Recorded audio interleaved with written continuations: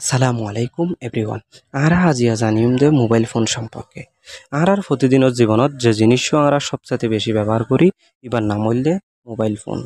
Scientist সকলে দিন দিন বছর বছর জবানা জবানা যে ইলেকট্রনিক ডিভাইস তৈরি হয়েছে হেডে ভিতর তো আরা সবচেয়ে বেশি ব্যবহার করি দে ই বললে মোবাইল ফোন।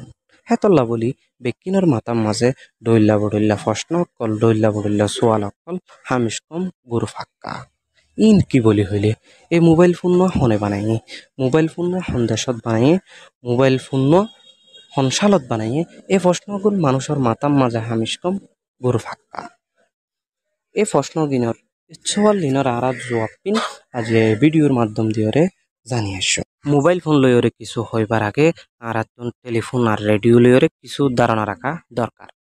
মাত্র 29 বছর বয়সী আলেকজান্ডার গ্রাহাম বেল হদি ভাইয়ে 1876 সালে মোবাইল ফোন তৈরি হয়েছে।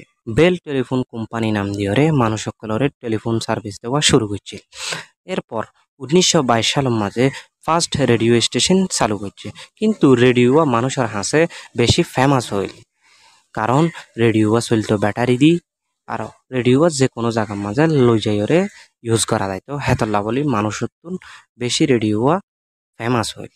এই চিন্তাগান মাথাত রাখি ওরে 1973 সালের মাঝে আমেরিকার দেশের নিউ ইয়র্ক সিটির বাসিন্দা ডাক্তার মার্টিন কুপারে মোবাইল ফোন তৈরি হয়েছে।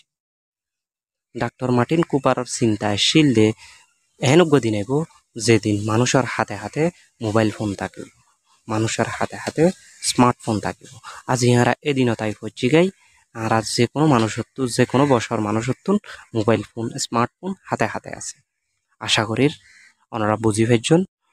আজিয়ার ভিডিও এই পর্যন্ত। ওনার আগে ওনার কাছে পৌঁছে পারলা বলি টেকনিক্যাল সাপোর্ট চ্যানেল সাবস্ক্রাইব করি ওরে ডাহত আছে দে বেল আইকনে প্রেস করি বললা রিকোয়েস্ট করা।